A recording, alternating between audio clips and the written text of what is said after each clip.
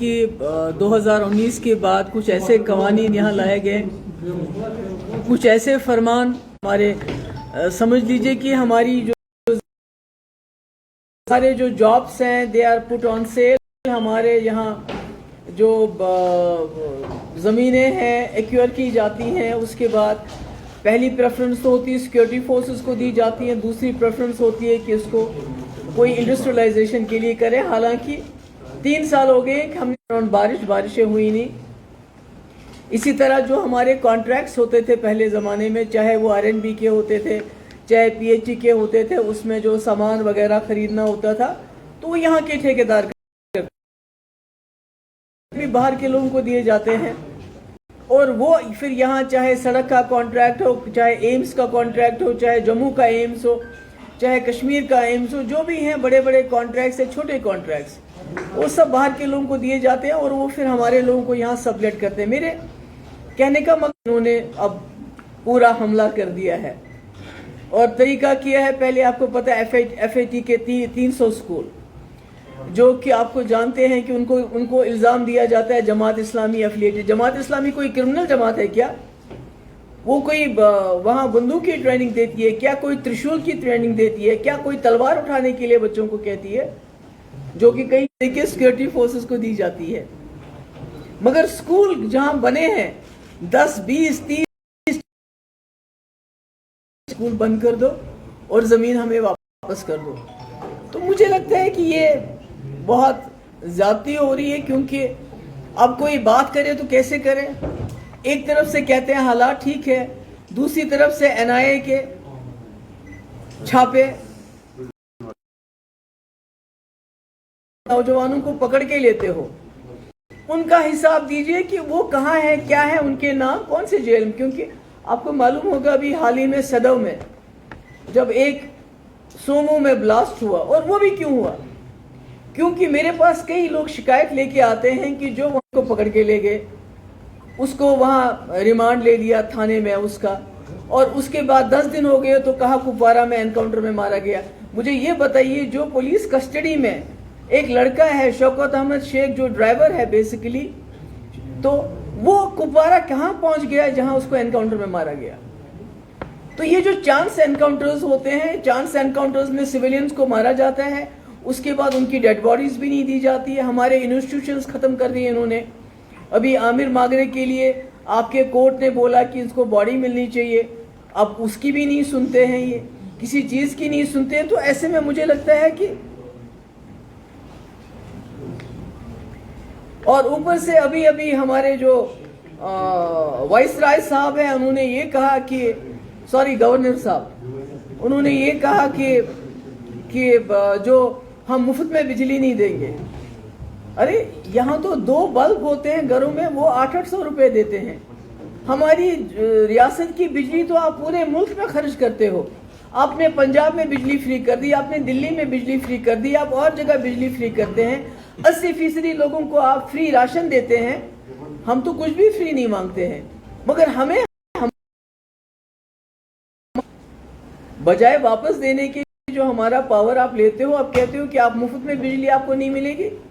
تو میں سمجھتی ہوں کہ یہ چیزیں ان کو دیکھ لینی چاہیے. مگر سب سے بڑی بات جو ہے،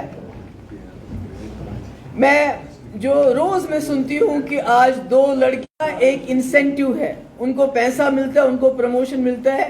اس وقت جموں کشمیر مصیبت میں ہے. ہمیں آنے والے وقت میں آپ کی ضرورت ہے، یہاں کے بچوں کی ضرورت ہے. اس لیے یہ بندوق مت اٹھاؤ. ان کو اس طرح آپ کو روز 4 5 لوگوں کو، یہ جس کو 2 دن بھی نہیں ہوتے ہیں ملیٹنسی جوائن کیے، اس کو بھی مار دیتے ہیں. جس نے ملیٹنسی جوائن نہیں بھی کی اس کو وہاں سے شوپیان تھانے سے لے کے کپوارہ کیسے پہنچایا. ہم نے 17 مہینے ان کو گھر بیٹھ کے تنخواہ دی. آج وہ اتنے دنوں سے ہڑتال پہ ہے. اور میں پھر سے ایک بار گزارش کرتی ہوں اپنے لوگوں کو، اپنے جو ہمارے مولویز ہیں، کہ آپ بھی مسجدوں میں کہیے یہ ہمارا اثاثہ ہے، کشمیری پنڈت ہمارا اثاثہ ہے. BJP جب بھی یہاں کچھ غلط ہوتا ہے تو وہ ہم کو بدنام کرنے کے لیے اس کو استعمال کرتی ہے. ہم پنڈتوں کو سنبھالے، اپنے سرداروں کو سنبھالے. یاترا آنے والی ہے، اور یاترا کے لیے جو انہوں نے ایسا ماحول بنایا جیسا کوئی حملہ ور آنے والا ہے.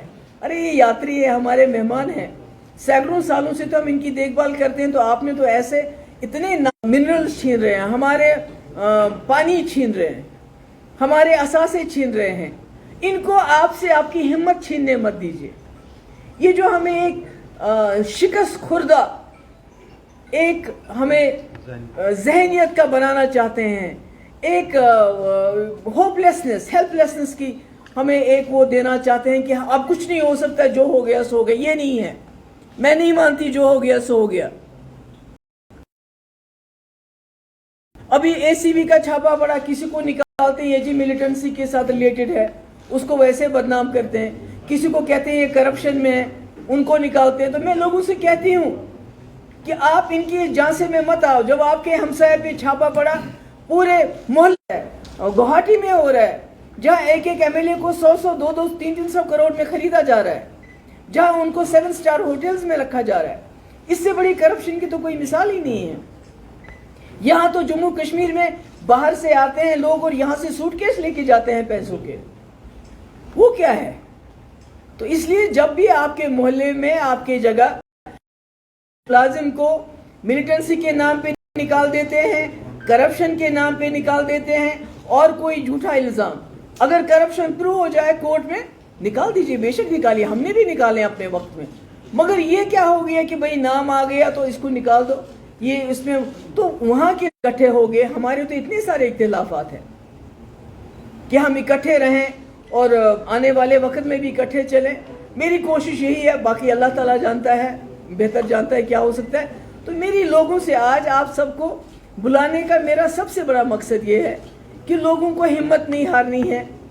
اگر ہم ہمت ہار گئے اور شکست خوردہ لوگوں کی طرح اللہ تعالیٰ نہ کرے ہم گھر بیٹھ کے چپ چاپ ہم نے سب قبول کر لیا, تو خدا نہ خواستہ ہماری جو غازہ سٹرپ ہے ان کے کچھ اختیارات ہیں اس سے بدتر ہو جائیں گے. یہ میں آپ بالکل صاف صاف بتانا چاہتا ہوں. پراپرٹیز سیز ہو رہی ہیں. ابھی کتنے 3-4 مکان, کوئی عدالت ہے, کوئی فیصلہ ہے, آپ نے کیسے سیز کیا اس کو؟ وہاں بلڈوزر چلاتے ہیں مسلمانوں کے گھروں میں, یہاں دوسرا بہانہ ڈھونڈ لیا, یہ جی یہ ملیٹنٹ. بھائی ملیٹنٹ کے ہاتھ میں بندوق ہوتی ہے, آپ کے یہاں پہ پراپرٹی سیز کرتے ہیں. تو یہ تو میرا یہی کہنا ہے لوگوں سے کہ ہمت مت ہارو.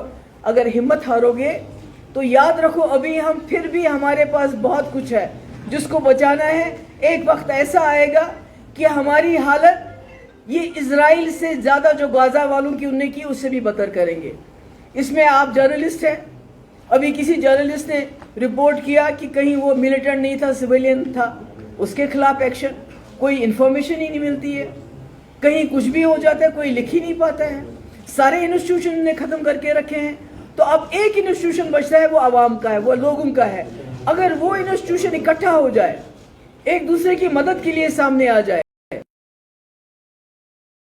طریقے سے, کانسٹیٹیوشنل طریقے سے, پولیٹیکل طریقے سے اپنی طاقت کا استعمال کریں, تو مجھے امید ہے کہ ہم اس مصیبت کا, اس طوفان کا مقابلہ کر کے انشاءاللہ اس سے بھی کامیاب ہوں گے. اور جو ہمارا کھویا ہوا وقار ہے, جو ہماری کھوئی ہوئی طاقت ہے, اس کو تاناشاہی یہاں چل رہی ہے. جو یہاں کے لوکل آفیسر ہیں ان کو بالکل ڈس ایمپاور کیا گیا ہے.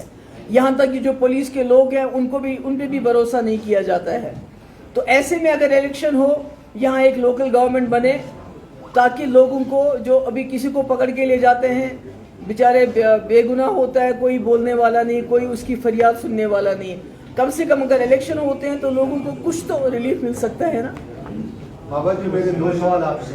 ایک پہلا سوال لے کے کشمیر ہے, دوسرا تھوڑا سا کیا get one by one get one free option ہونا چاہیے. پہلا سوال میرا, آپ نے ابھی کہا کہ جہاں پہ کرپشن وغیرہ یا جہاں پہ نئے وغیرہ ریٹس کرتے ہیں لوگوں کو وہاں جانا چاہیے. کیا آپ چاہتے ہیں کہ وہاں ریٹس کے نہیں, میں نے وہ نہیں کہا. میں نے کہا جو ہمسائے ہیں, جب ریٹ ختم ہو جائے ان کو وہاں جانا چاہیے, ان سے بات کرنی چاہیے. یہ نہیں بننی چاہیے انٹچبل ہے, ڈرنا نہیں چاہیے. میرے وقت میں جب بہت پہلے وقت تھا, جب کہیں سرنڈرڈ ملیٹنٹ کہیں جا کے کسی جماعت اسلامی یا کسی اور کو مار دیتے تھے, وہ آپ کو پتہ ہے نا, وہ جو نامعلوم بندوق بردار, تو ان کے گھر میں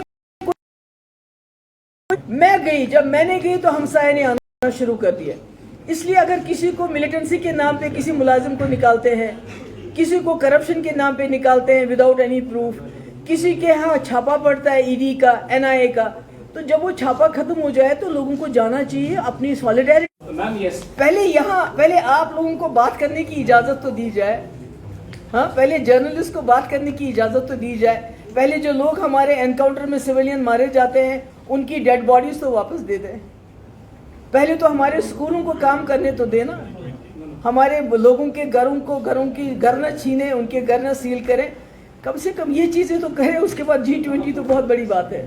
Ma'am, yesterday Supreme Court upheld this special investigation to Gujarat riots, and today Amit Shah has said that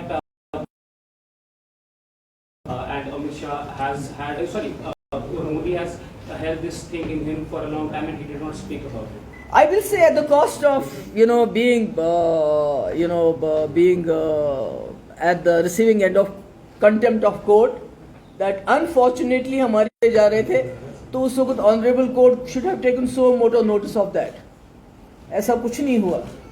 تو ایک بیوہ, میں تو اس کو سلام کرتی ہوں. میں تو ہم کشمیریوں کو سیکھنا چاہیے اس سے. جو زکیہ جعفری ہے ان سے ہمیں سبق سیکھنا چاہیے. اس کو معلوم ہے کہ وہ کس پہاڑ کھڑی ہے, کس مصیبت کے اگینسٹ کھڑی ہے, مگر دیکھیے چھوٹے کورٹ سے لے کے سپریم کورٹ تک پہنچے. میں I will salute her. I don't know about court نے کیا ڈیسیجن دیا کیا نہیں دیا. That's for everybody to see. کہ وہ کتنا سچ ہے کتنا کیا ہے میں اس میں نہیں جانا چاہوں گی, کیونکہ ہم نے بابری مسجد کا بھی دیکھا ہم نے کیسے دیا. میں نقصان ہے, جموں میں ہم سے بھی ذرا نقصان ہے. ان کی اکانومی بالکل ٹھپ ہو گئی ہے 370 کے بعد. تو اس لیے میں سمجھتی ہوں زکیہ جعفری جیسی جو لیڈیز ہیں وہ میرے خیال میں وہ تو انسپریشن ہے ہم سب کے لیے. Ma'am, how do you look at the crisis in Mumbai? Shiv Sena says BJP responsible for what is happening in Mumbai. Thackeray said that Modi, we are pro-Hindu party, but the way BJP has projected us, they made alliance with PDP, they made alliance with Nitish Kumar. So how are you looking at the statements coming at the time? I will not like to go into their statements, whatever they are saying, but they have made a mess of this country, BJP. Fundamentals of the India were democracy and secularism. They are turning everything upside down. They are the most corrupt system that I have ever seen in my life, because the way they are purchasing MLAs after the elections, be it Madhya Pradesh, be it Rajasthan, be it Goa, be it now in Maharashtra, there is no example of such corruption in the history of India for the last 70 years. So this is all corruption, nothing else. I have nothing else to say about it. Agnipath scheme के बारे में थोड़ा बताइए, क्योंकि पूरे देश में protest चल रहे हैं. देखिए जो अग्निपथ स्कीम है, पहली बात तो वो है कि जो हमारे जो आर्मी है ये उनके लिए एक इज्जत, ये उनके लिए जो मेहनत, जो उनका एक प्राइड होता है, जो जिस कुर्बानी के जज्बे से वो लड़ते हैं, ये बिल्कुल उसके खिलाफ है. और ये सावरकर जो थे उनका ये था कि हिंदूज को, और खासकर वो हिंदूज, नॉट ऑल हिंदू. मैं पूछ सकता हूँ मैम, मैं एक सवाल मैं कर से कर आपको थोड़ा सा एक और स्टेट पॉलिटिक्स साहब एक सेकंड एक